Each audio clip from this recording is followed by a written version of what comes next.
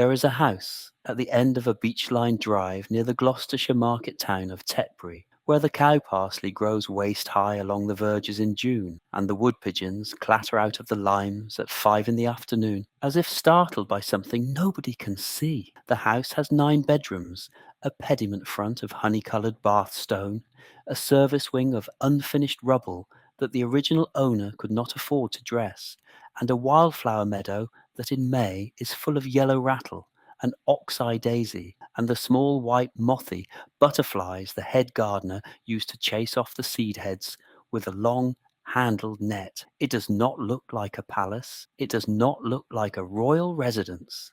It looks like what it is, a Georgian gentleman's house, built between 1796 and 1798 by a Cotswold wool merchant called John Paul, designed in the neoclassical style fashionable in the year of Pitt's window tax, set in 347 acres of orchard, walled garden, pasture, and rookery on the southern fringe of the Cotswold escarpment. From the gate, you cannot see the house at all. From the south front, you cannot see the gate. What you are looking at when you finally stand on the gravel below the pediment is a building that has spent more of its 230-year life as a private home of an ordinary Gloucestershire family than as the country seat of a king. The Paul family held it through the Regency. The Mitchell family of Bristol shipping money bought it in the 1850s and held it for the next century. Maurice Macmillan, son of a prime minister, took it on in 1956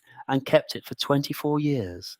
And then, in August 1980, a 31-year-old Prince of Wales bought it from him for £865,000 in unborrowed cash on the recommendation of his great-uncle. The great-uncle was Lord Mountbatten of Burma. The recommendation was the last gift he made to his great-nephew. 12 months before the sale was signed, on 27th of August 1979, Mountbatten was murdered by an IRA bomb concealed beneath the floorboards of his fishing boat at Mullaghmore in the west of Ireland. The boy, whose career and marriage he had spent 15 years quietly engineering, was 30 years old, unmarried, and standing on a Welsh mountainside when the news reached him. He needed a house. Mountbatten had told him, buy land, buy Cotswold land. Get away from London. 3 kings have died in the rooms of Sandringham. 2 queens have died in the bedrooms of Windsor. But Highgrove is the house where no monarch has ever died. Highgrove is the house where the marriage of the future King of England collapsed in front of his housekeeper,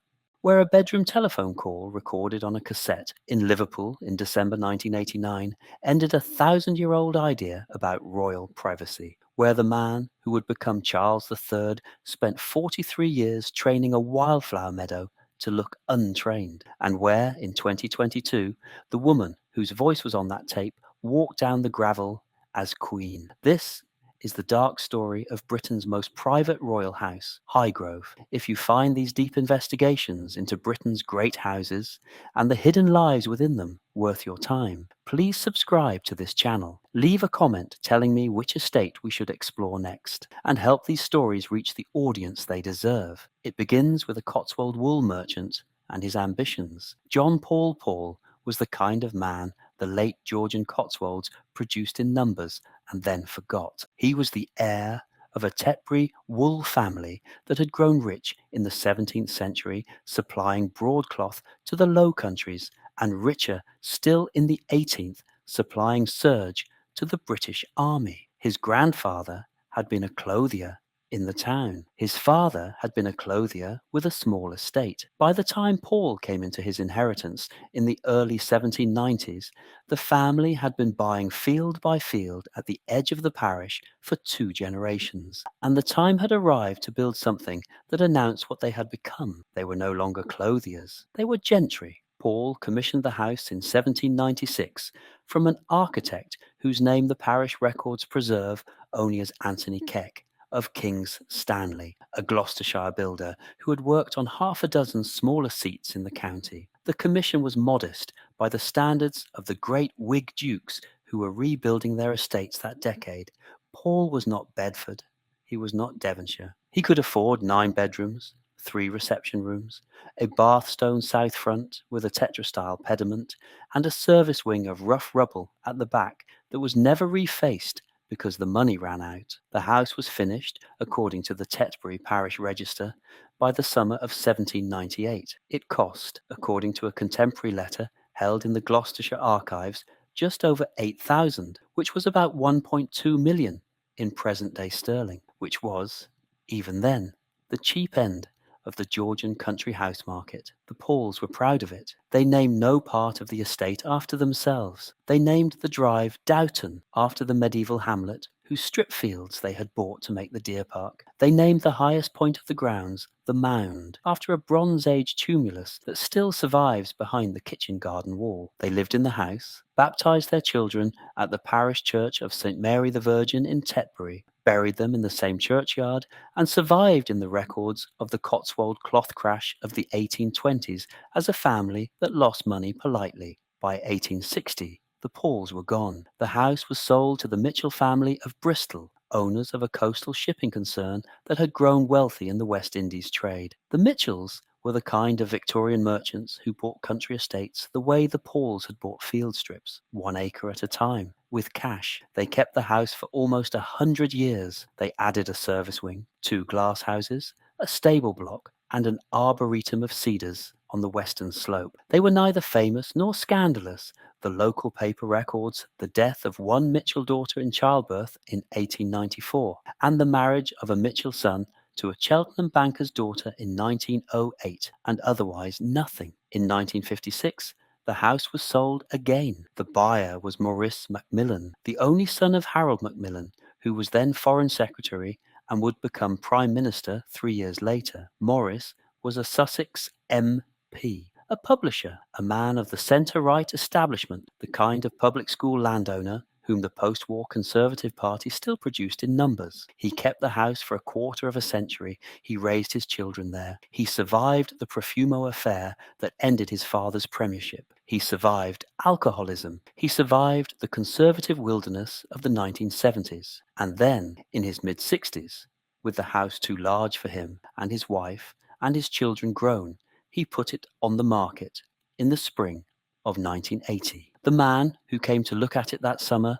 was the heir to the throne. He came alone. He came in a Land Rover. He walked the orchard with the head gardener of the Mitchell era, still in residence. He stood on the gravel under the pediment and asked Maurice Macmillan about the soil. The answer was clay over Cotswold brash, which is to say bad for gardening, exactly what a man who had announced an interest in organic horticulture might want. The price was 865,000. The recommendation had come from Mountbatten, written into a letter the previous spring, 6 months before the bomb at Mullaghmore. Charles paid the asking price. He took possession in August 1980. He was 31 years old. He was unmarried. He had just buried the only man who had ever managed to talk to him about his life without flinching. What he did not know when he signed the papers was that he had bought the house from which the marriage he was about to make would visibly and audibly fall apart. She arrived in July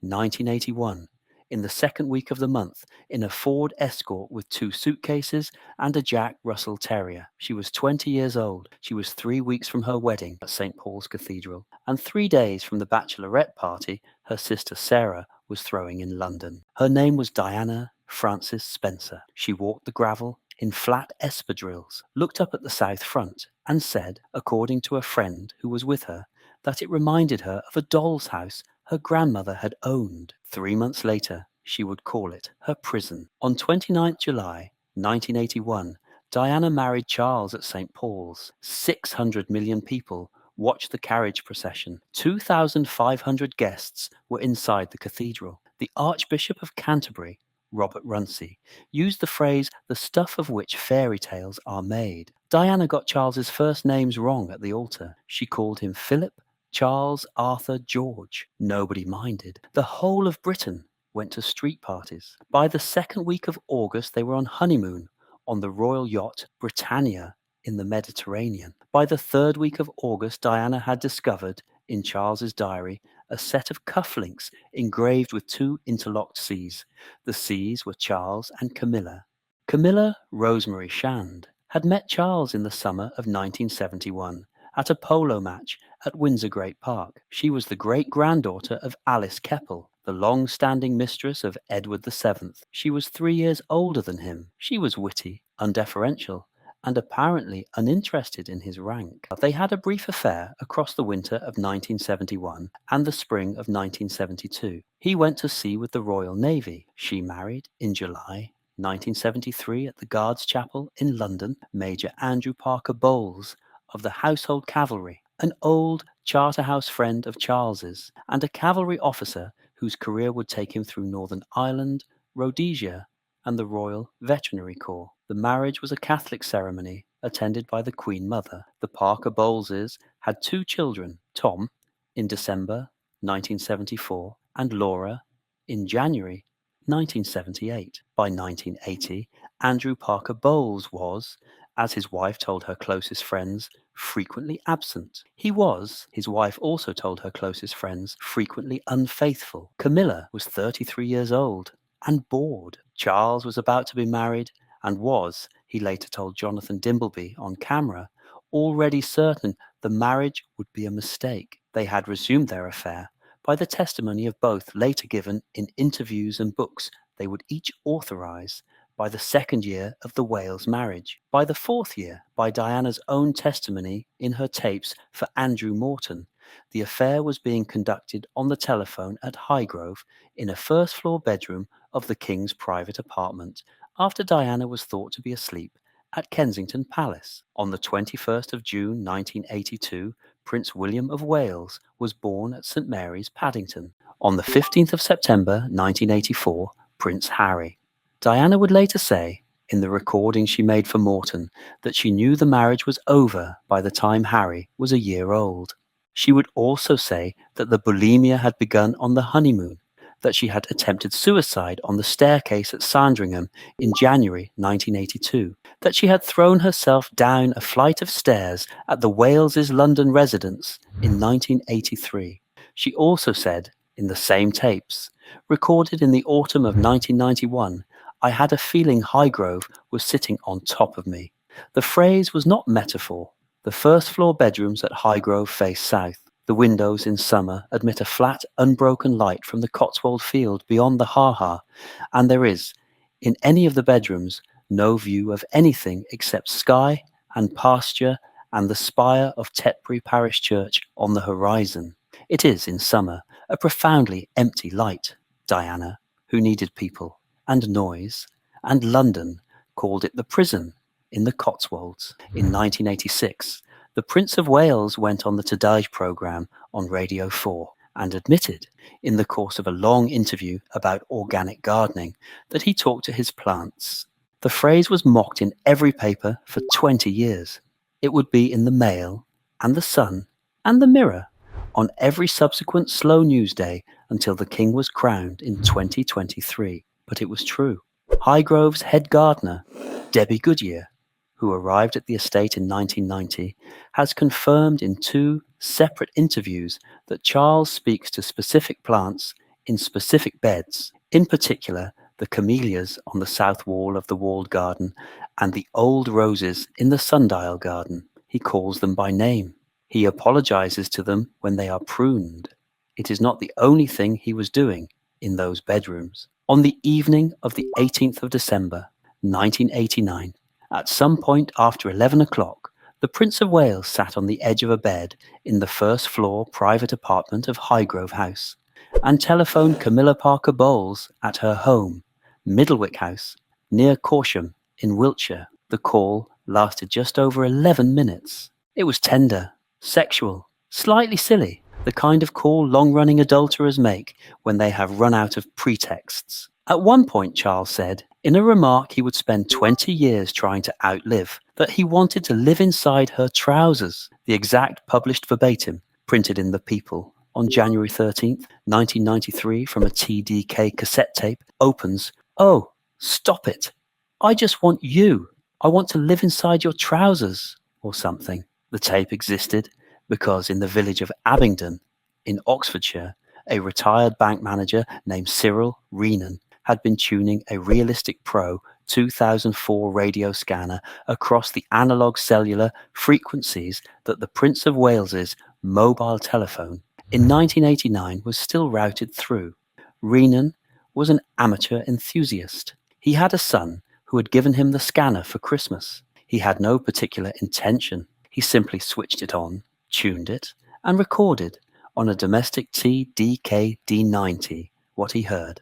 By his own account, given in a 1993 newspaper interview, he sat at his kitchen table that night listening to the Prince of Wales and a woman he did not yet recognise, then transferred the recording to a second tape, then put the original in a biscuit tin in his loft and forgot about it for 13 months. Rhiannon was not the only person who had recorded it. In Liverpool, a retired bank clerk called Jane Norgrove had been doing the same thing on a different scanner that night and had captured, by a quirk of atmospheric ducting that 1989 cellular engineers had not designed for, the same 11-minute call, 2 copies, 2 retired people, 2 TDK cassettes. On January 4th, 1990, a duplicate, by routes nobody has ever quite reconstructed, reached the editor of the Sunday People. The paper sat on the story for nearly 3 years. On the 13th of January, 1993, after Andrew Morton's Diana, her true story had been published in June 1992, and after the formal separation of the Prince and Princess of Wales had been announced by John Major in the House of Commons on December 9th, 1992, the People printed the transcript across 6 pages. The Camilla Gate transcript ended Charles's life as a private man. It made him, for the next 10 years, the most ridiculed adult male in the United Kingdom. It made Camilla, for the next 12 years, the most hated woman in the country. And it made Highgrove, by association, the house where it had happened. The first-floor bedroom from which the call was made has never been publicly identified by any member of the Highgrove household staff. It can be located by anyone who reads the December 1989 newspaper Reconstruction carefully, with a small amount of attention to which side of the house the King's private apartment occupies. But the affair was, by the time the transcript appeared, already public in everything but words. In the summer of 1991, Diana had begun her secret cooperation with the journalist Andrew Morton. She did not meet him in person. She did not write him letters. She sat in the sitting room at Kensington Palace with a tape recorder and the questions her mutual friend Dr. James Colthurst had brought to her on yellow legal paper, and answered them straight into the microphone. The tapes were carried back across London by Colthurst on a bicycle. They were transcribed by Morton in a flat in Chiswick. They were edited into the book Diana, Her True Story, which was published by Michael O'Mara Books on June 16th, 1992, serialized in the Sunday Times across 5 weekends from June 7th, and which named, for the first time in public, Camilla Parker Bowles as the woman who had not been driven from the marriage by the wedding at St. Paul's.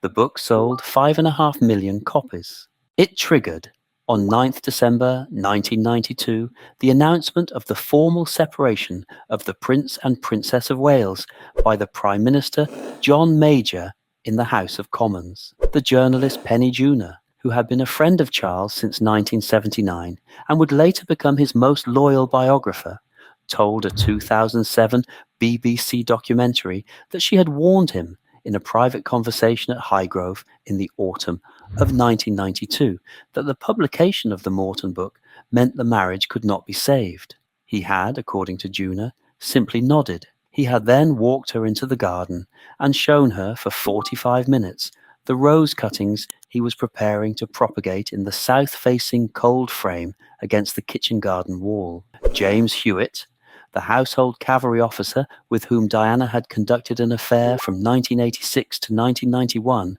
was at Highgrove only once, by his own later admission, in a 1994 book co-written with the journalist Anna Pasternak. He had come to the estate during a polo weekend in June 1987, at the invitation, he claimed, of one of Charles's equerries.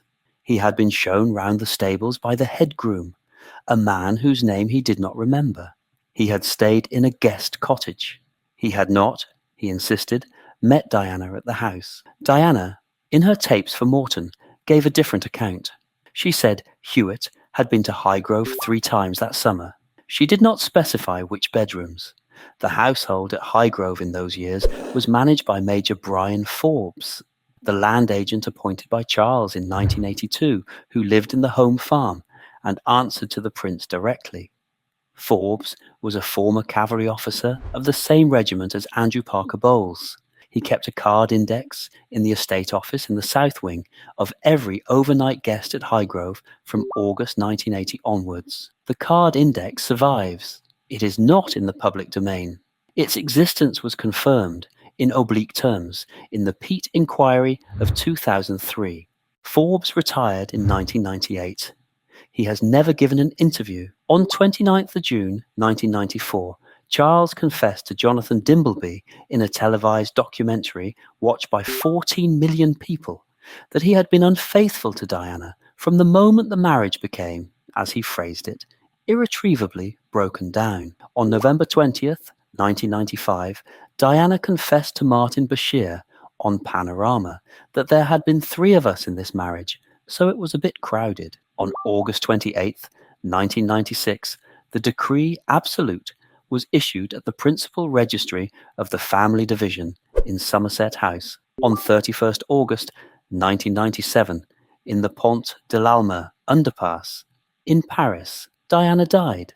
Charles brought William and Harry to Highgrove the following weekend. They were 15 and 12.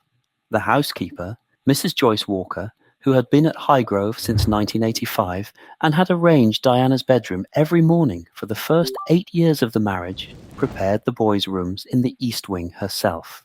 She kept, by her own later account, given to a Sunday Times reporter in 2005, a single photograph of Diana on the mantelpiece in William's bedroom. Charles did not ask her to remove it. He did not, in the weeks that followed, enter the room. The Camilla affair was meant to remain secret. It did not. The marriage was meant to survive.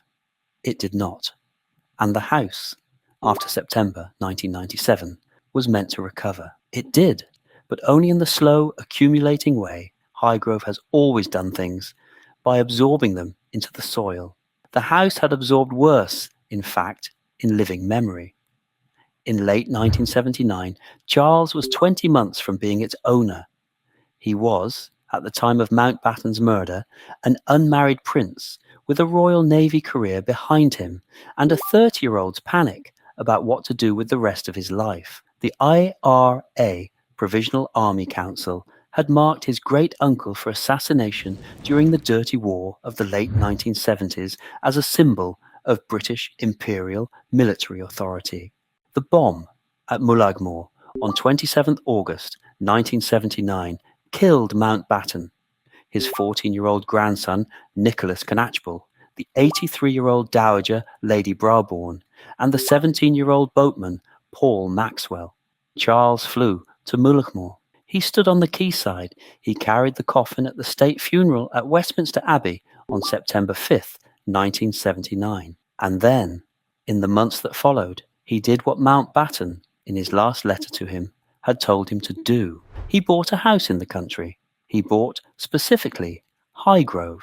The IRA threat that came with the house was, for the first decade, real. Charles installed a security perimeter around the 347 acres in 1981. A team of Royalty Protection Group officers was permanently stationed in a converted cottage at the gate. The local Tetbury police were briefed monthly. The village pub, the Hare and Hounds, was instructed by the protection group not to confirm to any caller whether the prince was in residence on any given evening.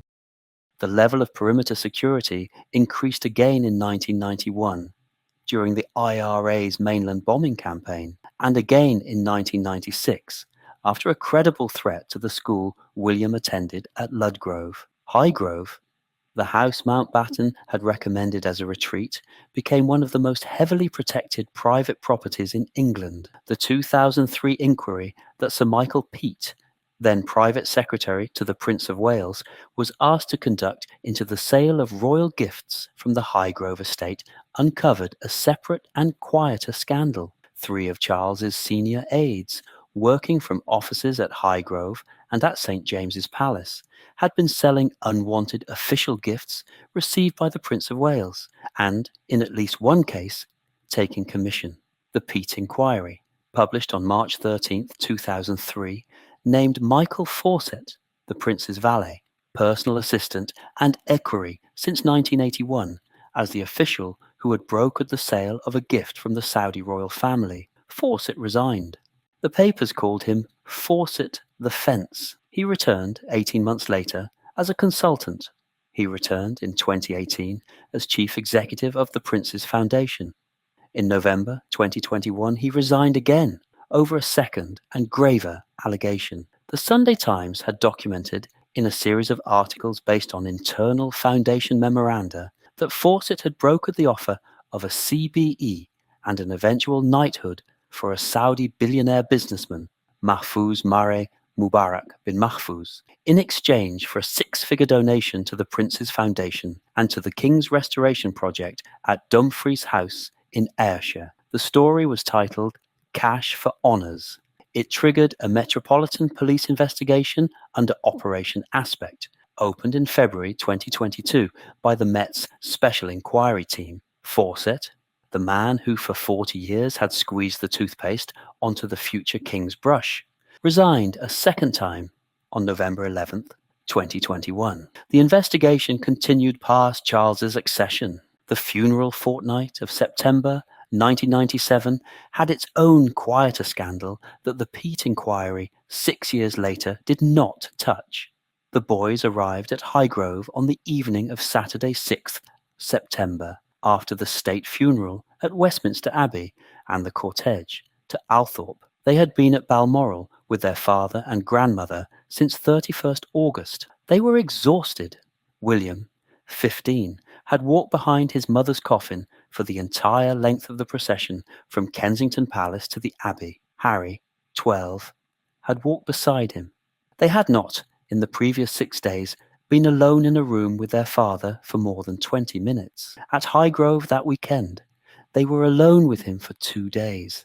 Mrs. Joyce Walker, who had been at the house when the family arrived just after 8 in the evening, later said that the King had asked her to put William in the bedroom that had been William's nursery in 1982, when he was a year old, the room with the southeast window facing the orchard. Harry was put in the next room. Charles slept, that weekend, in the same first-floor apartment from which the call of December 18th, 1989 had been made. He did not, by Mrs. Walker's testimony, eat with the boys on the Sunday. He worked, in the small study off the library, on what staff understood to be a letter of condolence to one of Diana's brothers. The acquisition of Highgrove in August 1980 had itself been the conclusion of a year of grief that the press at the time did not entirely register. Mountbatten had been more than a great uncle to Charles. He had been, in the words Charles himself wrote in his diary on the day of the assassination, the grandfather I never had. He had vetted Charles's girlfriends through the 1970s, including Camilla Shand in 1972. He had argued in letters preserved in the Mountbatten papers at the University of Southampton that the prince should sow his wild oats while young and marry a sweet-charactered girl in his early 30s. He had been the architect, in private correspondence with the Queen Mother, of the strategy that became the Wales marriage. On 27th of August 1979, his fishing boat, Shadow Fiv, was destroyed by a 50-pound gelignite bomb concealed beneath the deck by the provisional IRA volunteer Thomas McMahon. McMahon was arrested 2 hours before the explosion at a Garda Síochána checkpoint near Granard in County Longford. The forensic evidence linking him to the bomb was particles of nitroglycerin and green paint from Shadow V on his clothing. He was convicted at the Special Criminal Court in Dublin on the 23rd of November 1979. He served 18 years. He was released under the Good Friday Agreement in August 1998. Charles, in the months after the murder, withdrew into the Welsh Hills. He stayed at Llywynny Wormwood, the cottage he then rented near Landovery in Carmarthenshire, He read the Mountbatten letters again. He read, in particular, a letter dated 14th February 1974, in which Mountbatten had urged him, for God's sake, find yourself a wife and a country house, in that order, before you are 35. He was nearly 31. He did not yet have either. He acquired Highgrove first. The Duchy of Cornwall, the trust through which Charles held the estate from 1980 onwards, had an annual income in 1980 of just under 1.2 million. By the time of Charles's accession in 2022, it had grown to 24 million. The transfer of the duchy to William in November 2022 made the new Prince of Wales, at the age of 40, one of the largest private landowners in England. The arrangement by which Highgrove remained at the King's personal use was negotiated between the Duchy and the King's private secretary in the autumn of 2022 and is, by long royal convention, not a written document. There is no lease, there is no rental, there is no public memorandum. The King has the use of the house because his son, the owner of the house, has not asked him to leave. On the 8th of September 2022, Queen Elizabeth II died at Balmoral. Charles III became king on the moment of his mother's death at 3:30 in the afternoon on a Thursday. He was at Birkhall. He was 73 years old. He flew south the following morning. He did not return to Highgrove for 3 weeks. When he did, in late September 2022, the house was no longer what it had been since 1980. It was no longer the private property of a Prince of Wales. The Duchy of Cornwall, the medieval trust that had owned Highgrove since Charles transferred it into the duchy in 1980 as a tax-efficient holding, now belonged, by the rules of succession, to the duchy that had governed the title since 1337, to William, the new Prince of Wales. Highgrove had moved by operation of law to Charles's elder son. The King retained, by a private arrangement with William, personal use of the house for life. The house was no longer his. The house was still his. The arrangement was the kind of arrangement great English families have made for 900 years, and the press, in the autumn of 2022, did not entirely understand. What that quiet inheritance meant, in practice, was that Highgrove remained the only royal residence that was not owned by the state, not held by the Crown estate, and not in any constitutional sense available to the public. It was a private house, held in trust, of which the reigning monarch had the use. The 30 guided tours a year that the King's Foundation runs each summer at Highgrove are run on a strict no photography rule and an advance booking only basis, and the proceeds are paid to the King's charities. The tours do not enter the family wing. They do not enter the King's private apartment. They do not enter the first floor bedroom from which, on the evening of December 18th, 1989, the 11-minute telephone call to Middlewick House was made. But the house that astonishes the 30 visitors a summer who walk the gravel below the pediment was not built or maintained by the wool merchant whose ambition raised it, or the King whose name is now associated with it. Their presence at Highgrove is documented, recorded in ink on paper. Their stories are not. Michael Fawcett came to Highgrove in 1981 as the Prince's valet. He was 20 years old. He was a butler's son from Orpington. He had been recruited from Buckingham Palace, where he had been a junior footman, by the Prince's equerry. For the next 22 years, he laid out the Prince's clothes every morning. He drew the Prince's bath. He squeezed the Prince's toothpaste onto the Prince's toothbrush each morning, a detail later confirmed in a 1998 royal biography and never denied by the palace. He became, by 1990, the Prince's personal assistant. He became, by 1995, his equerry. He resigned after the Peat inquiry on March 13, 2003. He returned in 2018 as chief executive of the Prince's Foundation. He resigned again on 11th November 2021 after the Cash for Honours scandal. We know he is 60 years old. We know he still lives in Gloucestershire. We know he has refused every interview offered since 2021. Mrs. Joyce Walker, the housekeeper of Highgrove from 1985 to 2010, was a Tetbury woman. She was the wife of a local farm manager. She came to the house at the age of 38, 2 months after the birth of Prince William. She arranged the Princess of Wales's bedroom every morning from 1985 to 1992. She arranged the boys' bedrooms during the funeral fortnight in September 1997. She arranged, after April 2005, the new Duchess of Cornwall's bedroom every night. She retired in 2010 after 25 years. She gave one interview in 2005 to a Sunday Times reporter on condition that she would not be named in the body of the piece. She has not given another. We know she has 6 grandchildren. We know she still attends St. Mary's in Tetbury. We know nothing else. Debbie Goodyear came to Highgrove as a junior gardener in 1990 and became head gardener in 2007. She was the woman who, on instruction from the Prince of Wales, hand-pollinated the trained apple cordons in the walled garden each spring with a long-handled sable brush, because the cold Cotswold April winds discouraged the honeybees. She established the wildflower coronation meadow in the spring of 2023, sowing yellow rattle in October 2022 to suppress the existing grass, and broadcasting the seed mix of 76 native species in March.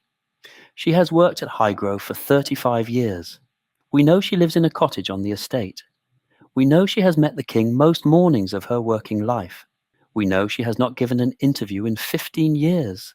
They appear in the records as footnotes, a name beside a sum, a quarterly wage entered into a bound ledger held in the Highgrove estate office. And then they vanish into the silence that swallows everyone in a great house who is not a member of the family. The first-floor bedroom from which the Camilla Gate call was made was prepared for the night, every night between 1985 and 2010, by Mrs. Joyce Walker. The walled garden in which the prince spoke to his roses was maintained from 1990 by Debbie Goodyear. The toothbrush on which the future king brushed his teeth was prepared from 1981 to 2003 by Michael Fawcett. We know only that they were there, that the house they served is still standing, and that their names survived, some of them because the Highgrove Estate Office kept its accounts and nobody threw the ledgers away. The house absorbed all 3 of them. Highgrove, since the accession, is no longer the house Charles bought from Maurice Macmillan in August 1980. It is no longer even the house in which the marriage of the Prince of Wales collapsed between 1985 and 1996.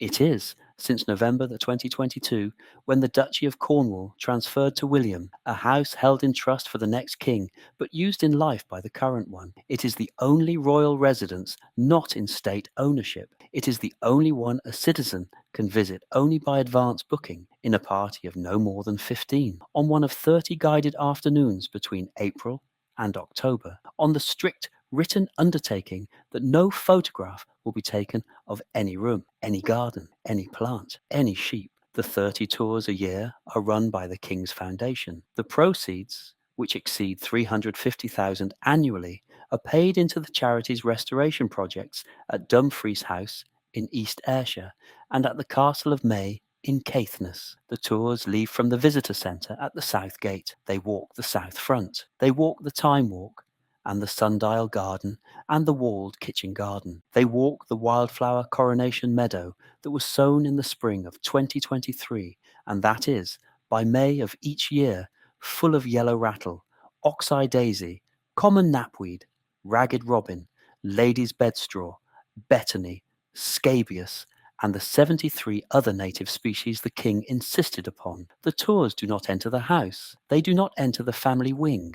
They do not at any point see the king. The black Welsh mountain sheep flock has been maintained at Highgrove since 1983. The breed is one of the rarest in the British Isles. The flock at Highgrove is the largest privately maintained breeding population in the country. The king knows each of the breeding ewes by name. There are, as of the spring of 2026, 47 of them. They are named, by long household tradition, after Welsh place names: Caernarfon, Aberdofi, Llanelli, Ystrad Gynles, Penrhyn Dwydraeth. There is a bench, hand-carved from sweet chestnut by a Tetbury joiner, set into the south-facing edge of the wildflower meadow, on which the names of all 47 of the surviving yews have been carved in small block capitals. The king sits on it sometimes, in the late afternoon in May, when the meadow is at its highest. The visitor numbers at Highgrove are deliberately limited. The 30 afternoons a year admit, at 15 visitors per tour, no more than 450 paying guests across an entire summer. By comparison, Sandringham receives 230,000. Windsor receives 1.5 million. Buckingham Palace, on the 10 weeks of staterooms opening, receives 500,000. Highgrove receives, in a good year, the population of a small Cotswold hamlet. The King's Foundation, which administers the tours, reported a turnover from the Highgrove programme of 372,000 in the year to March 2024, every pound of which was paid into the restoration accounts of Dumfries House and the Castle of May. There is no shop, there is no cafe, there is no postcard rack at the gate. There is, in the visitor centre, a small bookstall of titles on organic gardening, edited by the king. The villagers of Tetbury have lived next door to the king for 46 years. They have lived next door to him longer than the inhabitants of any other royal residence have lived next door to any reigning monarch. The Hare and Hounds pub on the corner of Long Street is still instructed by the Royalty Protection Group not to confirm whether he is in residence. The post office on the marketplace still receives,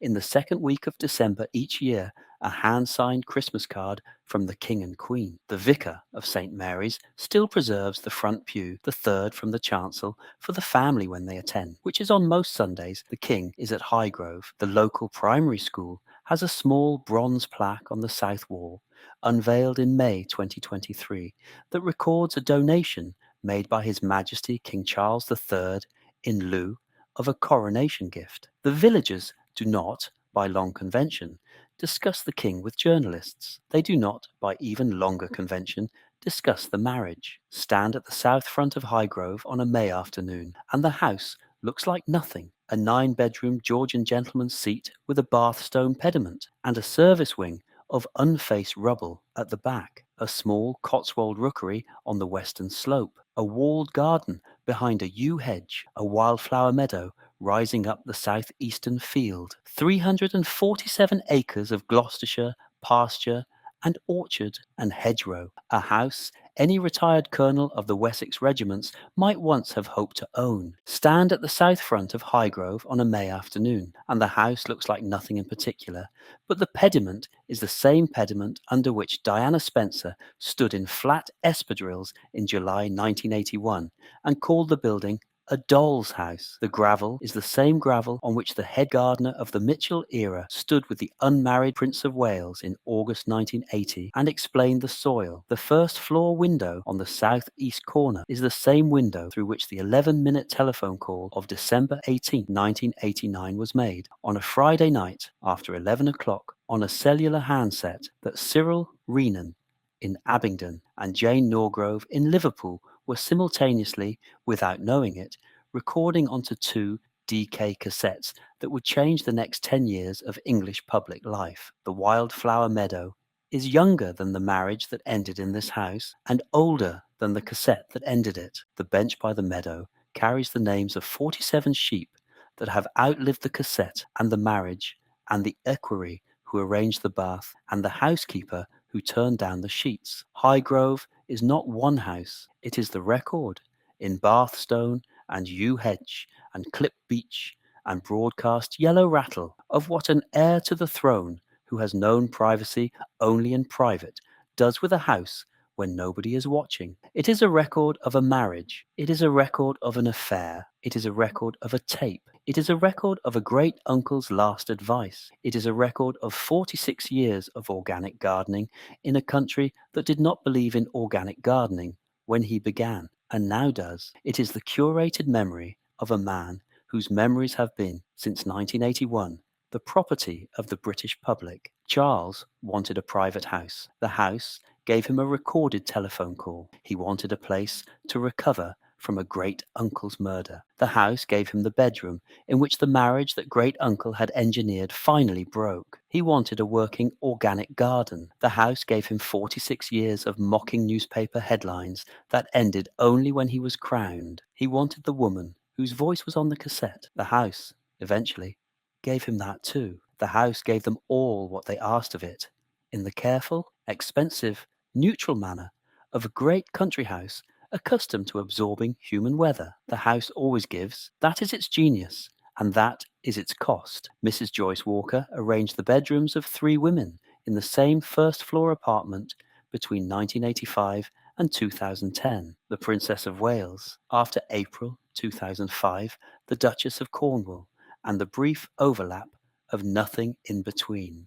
Debbie Goodyear pollinated the apple cordons through the second half of the Wales marriage, through the funeral fortnight, through the second wedding, through the accession, through the coronation, and is pollinating them still. Michael Fawcett squeezed the toothpaste onto the king's brush from the year of the wedding to the year of the first resignation, and the wages of all 3 of them, paid quarterly in the careful handwriting of an estate office bookkeeper, survive in a bound ledger held in the south wing of the house. Who does a building belong to? The wool merchant who built it in 1798, the Mitchell shipping family who held it for 90 years, the Macmillan son who sold it in 1980, the Prince of Wales who bought it that August, the princess who called it a prison, the valet who squeezed the toothpaste, the housekeeper who turned down the sheets, the gardener who hand-pollinated the orchard for 35 years, the Welsh sheep on the bench, the villagers of Tetbury who have lived next door to him for 46 years and never once confirmed to a journalist whether he is in residence. Highgrove does not answer. The house never answers. It simply stands in the careful, neutral bath stone of a Cotswold gentleman's seat, completed in the summer of 1798, in the careful, expensive privacy of a king's private retirement, in the careful, expensive silence of a household staff who do not give interviews, and lets you decide. The bench in the Wildflower Meadow has 47 names hand-carved into the sweet chestnut. The first-floor bedroom from which the call of December 18th, 1989 was made is not identified to any visitor by any member of the household staff, but can be located by anyone who reads the January 1993 newspaper account carefully. The 30 visitors a year never see the king. The villagers of Tetbury do not confirm whether he is in residence. The Wildflower Meadow rises every May to the height of a child's shoulder and falls every September back into the brash. The black Welsh ewes graze the south-facing field in a line of 47, and the names on the bench are the names of the ewes that are grazing, are the ones whose names have not yet been weathered out of the chestnut. They are still up there. They always will be. If this story moved you, challenged you, or made you see a building differently, please like this video, subscribe to the channel, and leave a comment telling me which estate, dynasty, or hidden history we should investigate next. There are hundreds of these stories waiting to be told, and every one of them is hiding something beneath the surface.